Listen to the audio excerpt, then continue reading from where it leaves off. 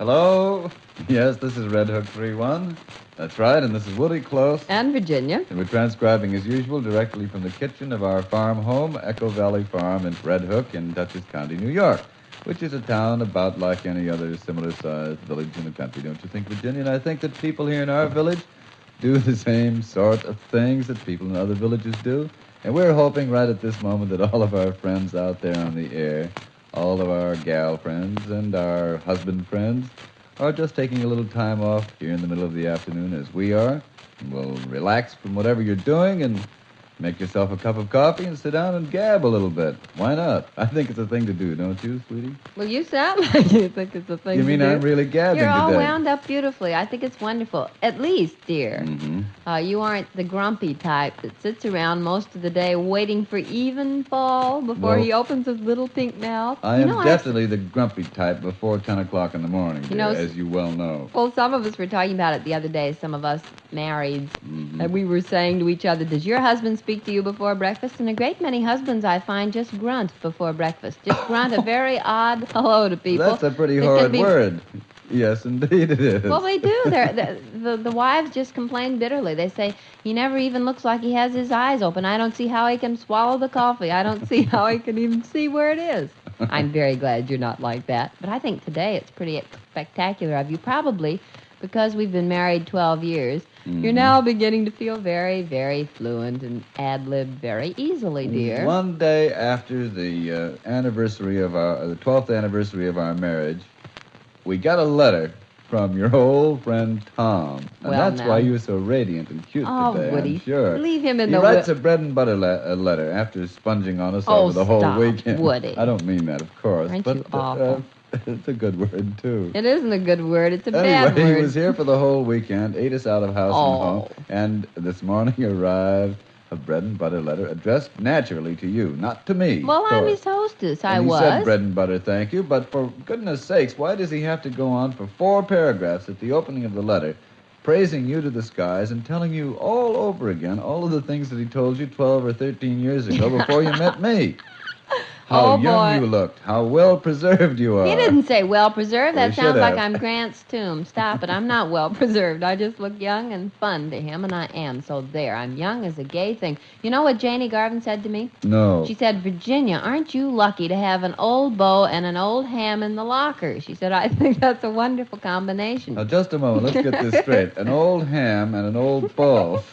Well, I got an old bone. ham right here with me. Aren't you? They're one and the same, aren't they, Dee? In the person of Tom, Well, least. leave Tom in the locker What where a he can be in character. the deep freeze until he appears next year. But anyway, Woody, Yes. today is Taylor's birthday. Can you Yeah, believe and it? a very exciting thing to think that our oldest child is now 11 years old. Gosh, isn't I'll this never terrific? forget, 11 years ago today, Virginia, Oh. in St. Louis, where Taylor was born, our first child. Mm-hmm. What an exciting and enervating thing that was for me. Enervating. Yes, because I walked up and down that hospital corridor for hours, I remember, and finally it happened, and I just couldn't believe it. He said they never lost a father. I know, but they almost lost me. I don't know why. It was such an emotional thing for me. I've never quite gotten over it. Well, you must have gotten over it 5 times it's happened. Now, you can't be that surprised. I must can say you? I've got a little callous with with the others, dear. But One the first child boy. is always the most exciting, I think, when he's Oh, born, don't sure. you? I do. You know, it reminds me of 10 little Indians, 1 little, 2 little, 3 little Indians, 4 little, 5 little, 6 little Indians. Well, we haven't got 6 little Indians, but we have 4 little boys, and they could substitute for anybody's Indians when they wanted to. They and are now, Indians. the 5th time we had Debbie, though, that broke the charm and really was a nice change of pace. But today Oh, it's reminds also the me, birthday of the It's the Dion Dion's. quintuplets, yeah. Yeah, remember when we were in Canada, when we lived in Canada and had a summer place on Lake Simcoe north of Toronto? We were just 100 miles from the quintuplets at North Bay. Mhm. And everybody used to come up to our cottage and say, when are you going to visit the quintuplets? But we thought with 3 children, we had so many children on our hands, we didn't need to visit the quintuplets. That makes me very unhappy that I never did see them. Well, you almost touched the hem of greatness in Dr. Defoe once, too. I know. Remember? Wasn't that fun? When you went to Canada in Christmas week, when we moved up in 1939, we always do everything the hard way. Mhm. We always go over the border or somewhere in the very odd time of year. And here it was Christmas week. You went up ahead. I came with Nicky and Taylor, our only two sprouts at the time, and what we called our household effects, settlers' effects. I was an immigrant going That's with my right. little pack and shawl over the border. Yeah. So the night I left New York, a very nice advertising man, friend of yours, put me on the train and locked me safely in my compartment and felt very sorry for me because I had a baby in arms, a year-old baby, and Taylor, who was 2.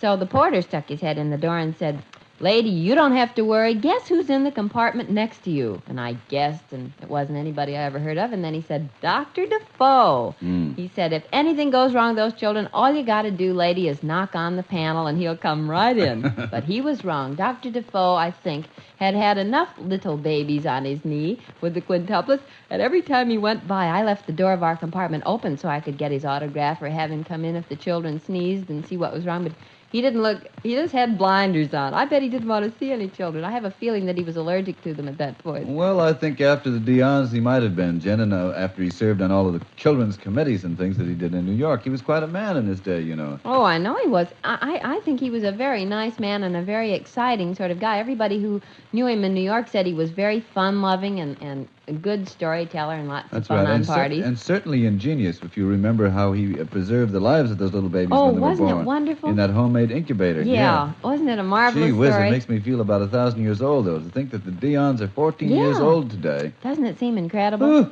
Well, to think that Taylor is 11 will do me, dear. I Do- think I'll go have my face lifted Do I look tomorrow. as old as I am?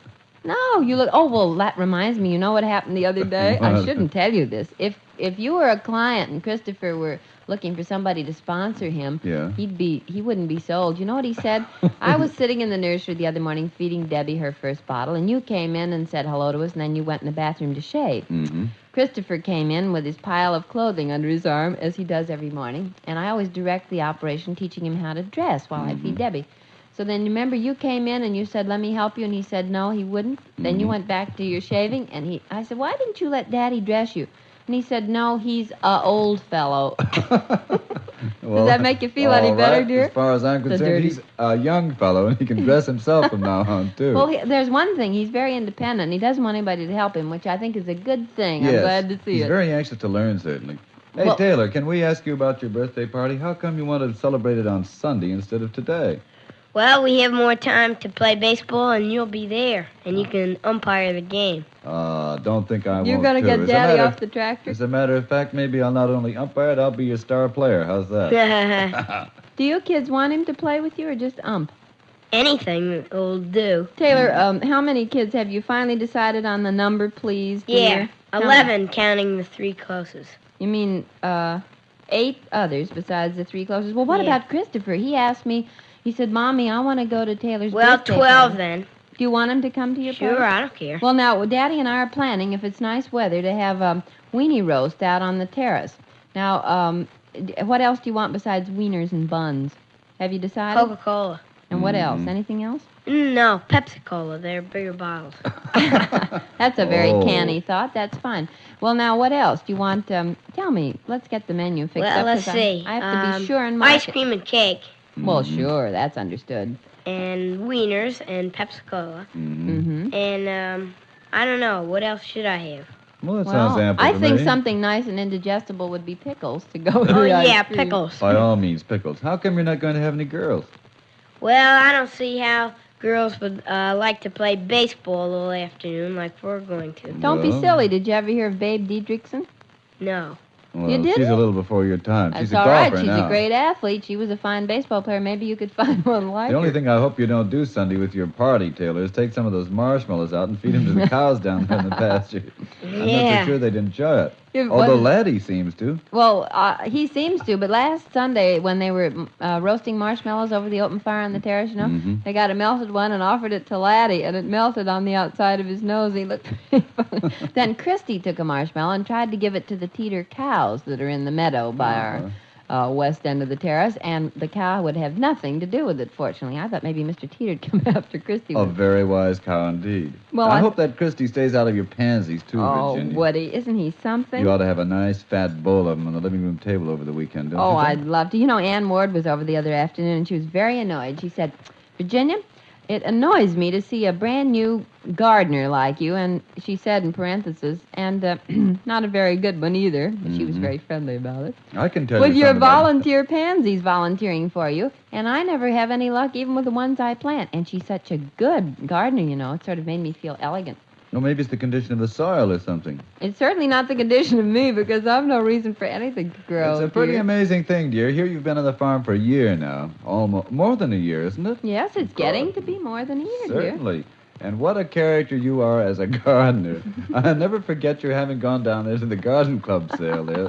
When was it? The plant sale? A couple weeks ago. A couple of weeks ago. And it's been so wet, of course, and so nasty and cold that you haven't dared to put any of the plants in the ground. Well, I know hope you're it. going to, and you did, didn't you? Well, you know what I did, Woody? What? Well, that's the trouble. You know, Wednesday afternoon was perfectly lovely. The first day it hasn't slogged down 300 buckets of rain, so I went to the summer kitchen where we'd been keeping all these things nice and cool and watered. Who had been keeping them nice and cool and watered? We. We? Mm. You mean me? We. I'm the... Well, we're married. We're as one. I said we. All right. In any case, your plants were in good condition. Anyway, the plants were in fine condition, partner. So I took them out, and then I lost the tags off them. And all I could do, I didn't know what I was planting. And every time I'd plant something, Christopher or Kevin or Nicky or Taylor would come along and they'd say, "What are you planting? What is that?" And I'd say, "I don't know, boys." And they were staring at me. I don't know what I planted. I forgot what I bought. It was so long ago. And we'll just maybe I planted green bay trees or lotus leaves. I don't know. Do you think we'll be able to tell when they come up what they are? No, not any more than you can tell about birds. I thought I'd die the other morning. Oh. Taylor, you ought to hear this. Oh. Mommy and I were driving down the road to the village the other morning, and a bird walked across the road quite a little distance in front of the car. And Mommy said, "Oh, Daddy, look at that beautiful bird. Isn't he lovely? What is it?" You know what it was? What? A pigeon. Oh, well, Woody, I didn't expect to see a pigeon anywhere but on St. Patrick's Cathedral in New York. That's the only place I ever have seen pigeons close up, and I didn't recognize it. I thought they only stuck in the An old skyscrapers. city girl like you should know Well, pigeons when you see them. Well, I didn't expect to see one in the country. That's what threw me. You know, the other day I found another bird, a perfectly gorgeous thing. Mm. A bright scarlet red bird with black wingtips and a black tail. What do you think he was? Probably an oriole. Red-winged blackbird. No, it wasn't a A red-winged scarlet black... tanager, an oriole. Well, an oriole isn't red, is it? Well, sort of reddish orange color. No, it What wasn't was it? orange. It was scarlet, Woody, with Yeah. black tips on the wings and black tip on the tail. And A Christopher scarlet and I... tanager. Was it? Yes, gotta be. What's a scarlet pimpernel? Anything like It's a little flower. You know, I wish, Virginia, we had some poppies around here. Well, I Woody- wish the ones we had planted were up. I wish we did too, but I hope that every single person that we know is going to buy a poppy tomorrow because it's Poppy Day. Mm-hmm. And it's Poppy Day all over the United States. I know that the veterans have been selling poppies for a long time now, but tomorrow is the big day. So won't every one of you please buy a poppy to help the disabled veterans of the 2 world wars who benefit by the sale of these poppies and who are given employment making the poppies and who get the proceeds of the poppies. It's a very wonderful thing, and we hope that all of you will sport a poppy in your buttonhole tomorrow and get a bunch for the whole family. Why don't you do Yes, that? I think it's significant, Virginia. The poppy is significant of the fact that there is the hope in the world that we may live in peace and happiness.